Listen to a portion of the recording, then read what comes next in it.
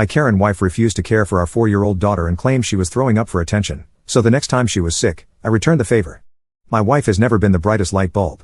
I know that sounds bad to say about your own wife, but she has done stuff like claim depression and anxiety don't exist. She believes that allergies are fake, and the main thing she struggles to understand is the concept of people not feeling well.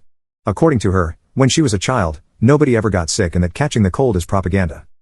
To make it clear, it's not that she doesn't believe in the flu or the cold being a thing. She more so believes that when you do catch the cold, you are supposed to go about life like you don't have it instead of resting in bed or drinking tea. I remember the first time I told her that my sister was sick. This was when the virus was around and she had a really serious spell of it. Her genuine advice was for her to go outside and get some fresh air, then go to the gym and exercise in order to sweat the disease out. And if that doesn't work, convince yourself you don't have it. I laughed as I thought she was joking, but it turns out she was full on serious.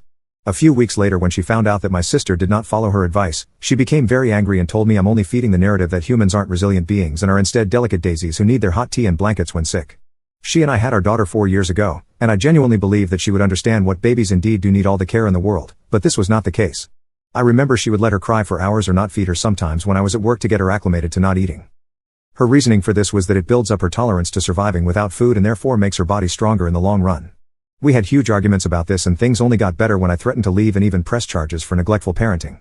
She became a bit better at understanding that our child does indeed need food and warm clothes and started providing for her, but one thing she has still never been able to grasp is our daughter getting sick. We had to have a huge fight about her vaccines back in the day. Nowadays, our daughter is a little more grown and can eat more and more adult foods as time goes on. Well, about a week ago, my daughter had McDonald's for the first time. She had some chicken nuggets and really enjoyed them.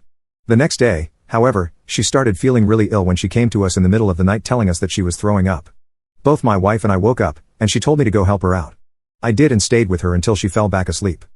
I came back into bed and woke my wife up to talk about it, and her response baffled me. She asked me if I was seriously falling for her manipulation. I asked her what she meant, and she said it's obvious. Our daughter wants attention and wants to skip school.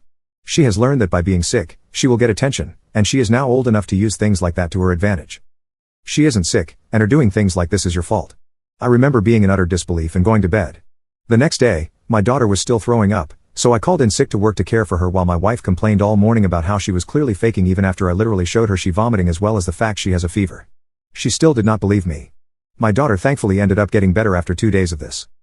My wife complained about it the whole time. Thing is, about 3 weeks later, something I never foresaw happened.